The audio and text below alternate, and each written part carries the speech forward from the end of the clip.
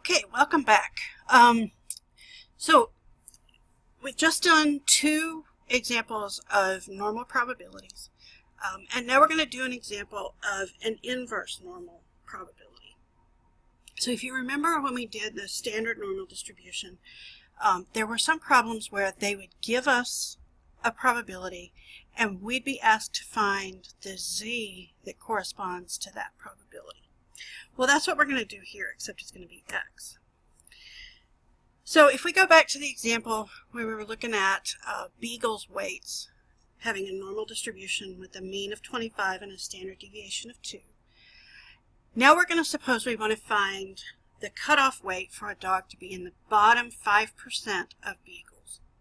Okay, and that's equivalent to saying that's the 5th percentile of beagles' weights. So in this one, they're saying, here's the percentage, the probability, and we're asked to find the value of x that corresponds to it. Okay, that's what makes this an inverse normal problem.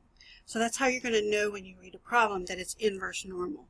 They're going to say, here's the percentage, now let's find the x that goes with it. Okay, and so here's what we're going to do. We're going to start by finding, here's the sketch.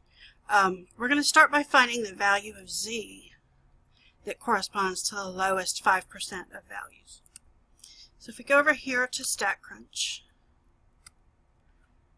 pull up the normal distribution, we're going to find the lowest 5%. So that's 0.05. And this is less than already, so we don't have to change it. So this value here is negative 1.645. So that's our value of z.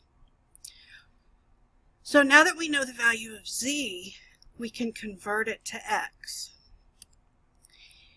And the way we convert it to x, that's the output that we found, is we can use that same formula. So let me pull that up again. Z equals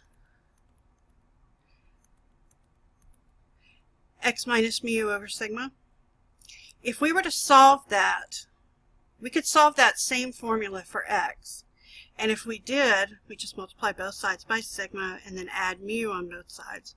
And we get x equals z times sigma plus mu. Well, that's what we're doing here. So x equals z times sigma plus mu. That's just another format of the same formula. And so we're going to plug in. We found this value of z. Our mean is 25, so we plug that in for mu. Our standard deviation is 2, so we plug that in for sigma. We do that, we get 21.71, and that's right about there. And you can see that 21.71 corresponds to a z of 1.645, and that's where 5% of the area is to the left. So that tells us that the 5th percentile, or the bottom 5% of beagles weigh less than 21.71 pounds. All right, so that's the first problem.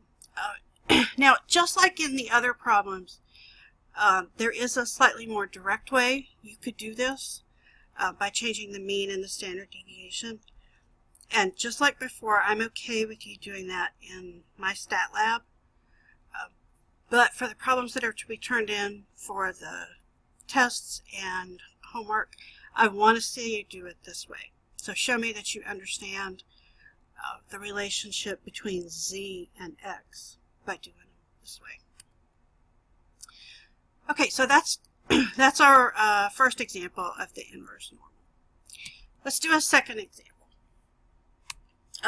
So let's go back to the example of the high temperatures in June, which we said follow a normal distribution with a mean of 82 and a standard deviation of 4. So now we want to find the temperatures that make up the middle 70%. So I put this on a sketch. The mean is 82, and we're going up by 4s out to 3 standard deviations. And we're looking for the 2 temperatures that correspond to the middle 70%. Well, so we're going to go back, and what we're going to do is we're going to first find the two values of z that make up the middle 70%. So back to our calculator over here, and we've got, pull up the between, and we'll make this 70%. And it tells us that our two values here for z are negative 1.0364 and positive 1.0364. So those are our two values of z. And that's what this output here shows you. And now we just have to convert both of those to x using the same formula we did before. X equals z times sigma plus mu. So I have to plug this in twice, one with the negative and one with the positive. Multiply by sigma, add mu, and we get our two values. So the middle 70% of high temperatures in June then would be between 77.8544 degrees Fahrenheit and 86.1456 degrees Fahrenheit. And I want to point out on the sketch that that you can see that 77.8 looks, you can see that it looks like it goes to about negative 1.0364. Okay, and then the same thing with the positive one. All right, so that's it for this section, and as always, let